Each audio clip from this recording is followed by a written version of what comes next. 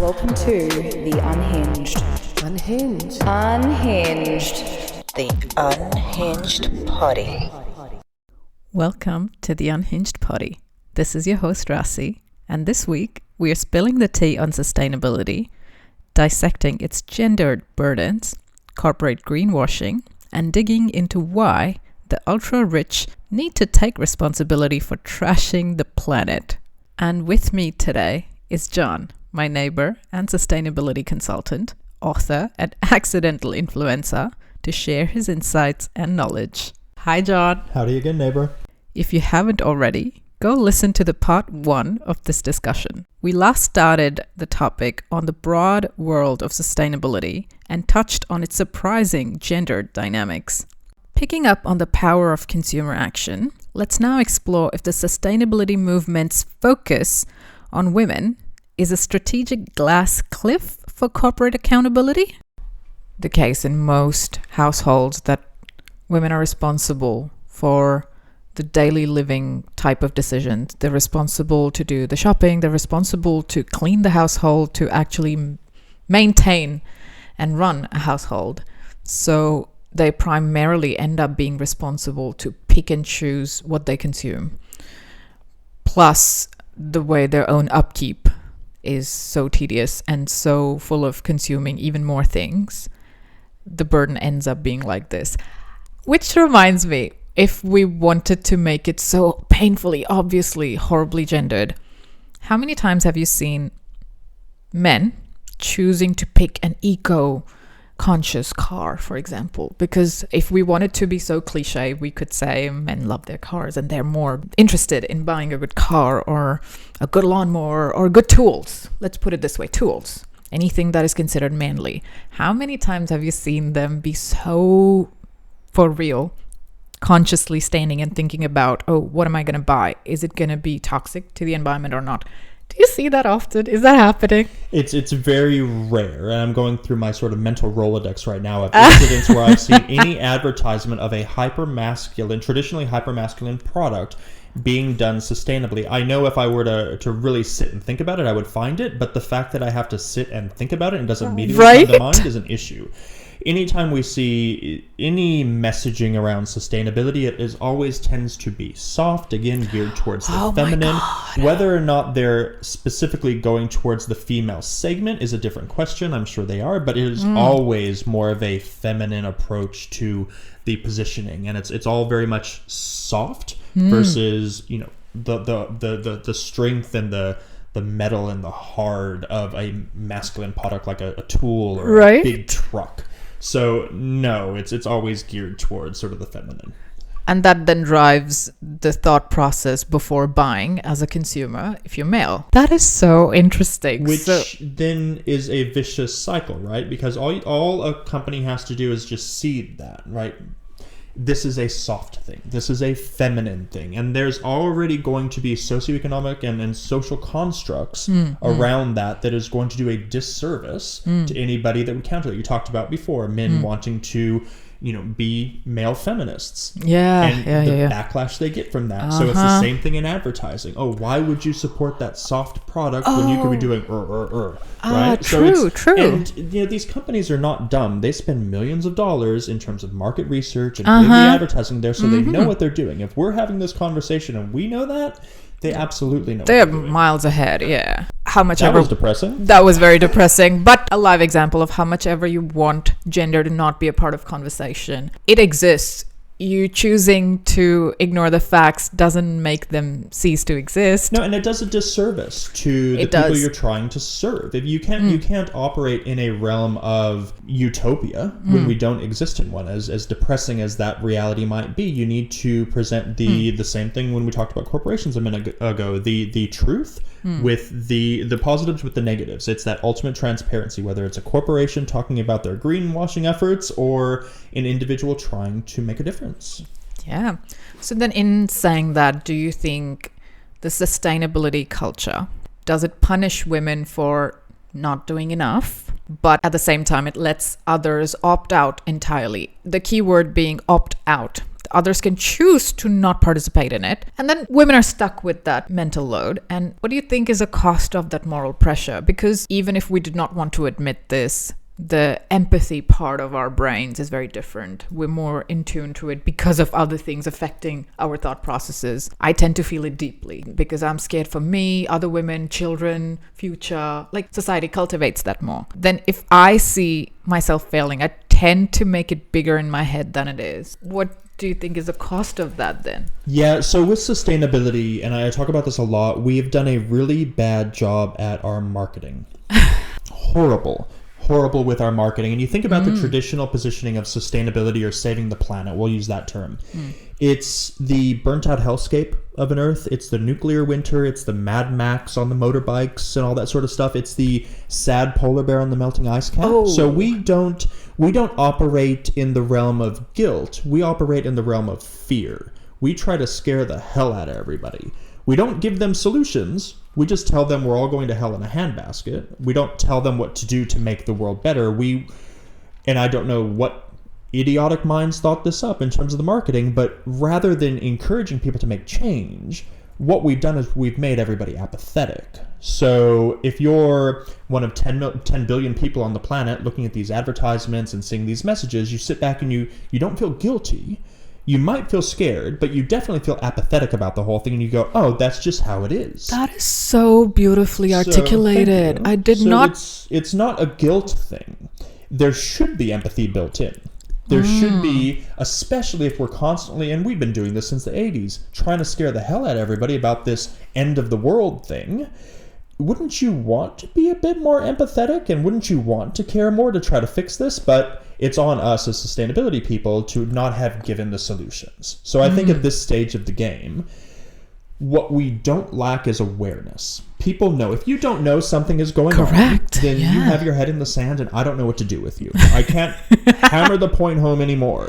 What we don't have are we do have them. What we aren't giving to people are the solutions they need to make a difference. So again, it's not a guilt thing. I think it's much more of an apathy thing. And when you're apathetic, you just go along with whatever is already happening. You buy the products you've already bought. You don't consider that there's an impact to things because you're just sort of protecting yourself. And if we layer on top of that everything else going on in the world over the past 10 years, of course people are going to become hyper protective about their own little piece of the planet and not really worry about anything outside of that. It's sort of protecting our own, because at this stage of the game, what else do we have? It's also the mindset of not wanting to be inconvenienced.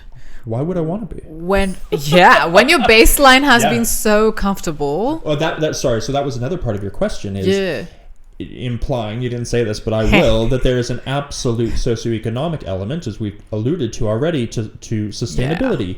Being sustainable in a lot of ways is a privilege, and it's a privilege afforded to wealthier white people in the developed world.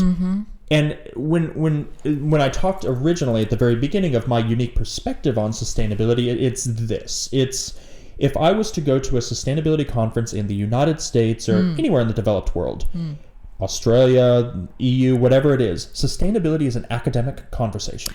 It is a conversation where we talk about the science behind things. We talk about things with a very much it's at arm's length. The majority of my career, the vast majority of my life, has been spent in the developing world, where sustainability is a very different conversation. Right? It is not academic. It's life and death. This is happening now. It's roll your sleeves up and get dirty because we need to make the change and do the work. So it absolutely changes the dynamic of the conversation. And it demonstrates, at least in my mind, that there's absolutely an element of where you are economically in terms of how you approach this. We see it at the UN level as well. One of the reasons that these annual UN conferences get nowhere is because for decades the developing countries said, hey, you guys made this mess. We need a little money to try to fix things up that you caused. And the developed countries go, not our problem. That was hundreds of years ago. And so the fight over funding makes it even more complex. So it's these nuances that complicate this, going back to this idea of flipping a switch and making it as easy as just making the world better today. That's not the reality. There are so many nuances to this. Just wishful. It's wishful thinking, but it's... You want somebody else to go and fix it. You don't want to acknowledge your stake in it or your role in it or your everybody else's responsibility. problem. Yeah, in it. If nobody wants to shoulder the responsibility or share that burden, it's never going to get fixed. Ever. To acknowledge your privilege, to acknowledge your power is a part of it. But yeah, nobody wants to shoulder that burden at all. That's that apathy, right? It's Apathy the apathetic approach to sustainability. The- It's somebody else's problem. Or even worse, it's not a problem, which is something we're seeing now. It's the illusion of Denial. Denial. The frog in the boiling pot is the illusion we use, right? Where, for anybody who doesn't know what that is, it's, if you put, I don't know if somebody's actually done this. I hope Please they don't. haven't. This is not a Don't how-to. do This is not Yes. a how-to at all. But the idea is that if you're in a slowly boiling pot of water, you will not recognize the water getting warmer until it's way too late. Guess where we are now? That's where we are. We don't see these things around us because they've been happening incrementally. How many times have you heard this is the hottest summer on record? Or this is a once-in-a-century event. So true. But a once-in-a-century event should happen once every century, not once a week. So Or we're every already there. summer. Yeah. Again, apathy. Apathy combined with misinformation, combined with ignorance, combined with selfishness leads us to where we are right now. It's a healthy dose of everything that is. But it doesn't have to be that way. I suppose is if I wanted to flip it on its head and make a positive statement out of it, it's not how it has to be. And it's not as if I'm being like Pollyanna trying to talk about, this altruistic future that's unrealistic. It's very realistic. It is doable. It heavily relies on a huge chunk of masses agreeing to it. That will always be the case. And I think that's the part that people don't want to admit to or acknowledge or be a part of. You cannot shirk your own responsibility. You cannot run away from your part, even if it's tiny. Even having conversations makes such a huge impact. You not wanting to be burdened with the thought process that's not doing anybody any favors. Having conversations is literally the bare minimum you can do. It's costing you nothing, which also makes me realize how strong your point is about this being an academic conversation. When you talk about it with these over-intellectual perspectives and with such floral language or elitist lens you want to put it on, you are removed from that conversation. You are not directly impacted by it. You can actually opt out. You probably never were. You probably never were. So you have no idea the struggles people go through. And the reality of, if I think about my time living in Shanghai, where you would step outside and you would breathe in polluted air, or you would have to worry about the water you drank or the food you would eat because it would be full of. There was a spate of time, and I'll give this example because it's the one that always sticks in my head in Shanghai, where unscrupulous food vendors would do whatever they could to save $1, and there were vendors on the street that would sell those little delicious skewers of meat that were supposed to be lamb. Yeah. They were lamb-flavored rat. Are you shitting me? Yeah. So things like that. So these are the things that somebody that's sitting in a high-rise in Los Angeles probably doesn't even imagine could ever happen, but the look on your face is one of shock, but also, yeah, I could see that. To have confirmation is really scary. to know firsthand of somebody being like, yep, I have proof. No. So it's a very different perspective, right? Of what is possible and what needs to happen. But if it is the same with anything, not just sustainability, but any sort of profession or outlook on something. If you don't know the holistic, you don't have a holistic understanding of everything going on, how can you meaningfully contribute to changing things in a positive direction? You need to have a full scope understanding. You can't be a surgeon, and you might be a dental surgeon, but you need to know the whole body. It's the same thing with anything that one wants to do. This was such a funny perspective, and it's horrifying, but only because I'm not directly impacted by it, so I can laugh about it. When I was a part of the UN Women, the conversation was coming up over and over, and it keeps being brought up every time but being dismissed, about how women who live in low-lying areas which are flood prone and such, people who get affected by first-hand impacts of these horrible climate change events happening, would always be women and children first. No, and it's true. So it is always women and children. It could be the mothers or the grandparents, depending on the geography. So if I think about the social makeup of China, the parents typically go far away to go work in factories, and they leave the children with the grandparents behind. But those children and grandparents obviously are dealing with the negative impact socially, but also environmentally. The image that always comes to mind are that's a hard word to say. Flood-prone areas. You don't need to edit that. That's fine. I can slip up. Flood-prone areas in Dhaka, in Bangladesh, where most people do live below below sea level. So they're constantly getting flooded. They do live in large slums. And the wet bulb temperatures there, especially in the summertime, are things that humans are not supposed to have to endure, that we're not physically made to endure. Are men dealing with that? Yes, of course, men are dealing with that. But by and large, the onus of responsibility sits on the mothers, the grandmothers, and the children who are sort of left behind to deal with the house that's flooding while men are off doing work. Everyone plays a part in the situation, of course. Nobody is saying that men do not have a responsibility, but the vast majority of the onus is on females. Even emotional onus, because they worry about themselves, the parents, the older people who they are caretaking for, the children always, as we have seen time and time again. Yes. The social behavior is going to have very real consequences. This is kind of slightly off topic, but did you come across a few instances where there was a severe weather warning? Guess where it was? US, of course, it's always US. And the wife kept saying, hey, let's evacuate. And the husband was like, nah, it's okay. What? All the time. You see it on the news all the time. It's so normalized. Instead of we could talk about media complicity in the environmental crisis till forever. But the media looks at that and goes, oh, that's how it is. It's a man. That's how they are. That's how they are, men. Without diving any deeper into the repercussions of that sort of attitude. The baseline that different genders are operating from. One being able to easily get away without worrying, without having any consideration for others. How horrible the impact is on the vulnerable population. How they simply do not have the luxury to just get up and leave and be selfish. Like, if the father's already gone, and if the mother then starts to center herself too, who the hell is going to look after the children? That brings me to what you just touched on as well. Like, how often the sustainability is marketed is very soft, like you said. Is there a reason why the eco-consumerism is so feminine or soft? Why? Why do they keep doing this? Why do they not want men to participate in it? Because surely they know what they're doing. You said so. Marketers know who to target and why to target. Why are they so anti going towards male perspectives, other than the will to cop out because you don't want to face the backlash? Other than that, is there any real reason? Is it money? Because isn't that the bottom line always? If it's going to cost you a lot, then you're going to be driving your efforts towards or away from it or whatever. So other than reputation or backlash, is there any financial impact? It's and of course, as we said before, there's always outliers to this. It's just none are coming to mind at the moment. But I think for a lot of particularly marketing executives at companies, people putting together these campaigns and the positioning, they still very much view sustainability from it being an empathetic sort of practice. Again, a soft practice. We keep using that word. And so because of that, the natural gravitation in the business world is to bring that to the feminine.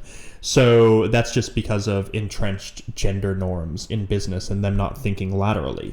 But there are plenty of businesses that are trying to approach that a little bit differently. It's just that they have to really go against the grain in a lot of ways to do it, and that then impacts the bottom line. So where we tend to see companies bucking trends is if a company is purpose built around some sort of an ethical or sustainable model. So we call those social enterprises, but very rarely from these sort of big blue chip multinational 200-year-old companies, because they just do things the way they've always done things. So it's happening, it's changing. There are groups, even here in Australia, trying to get advertising companies to think differently about how they approach that and position messaging.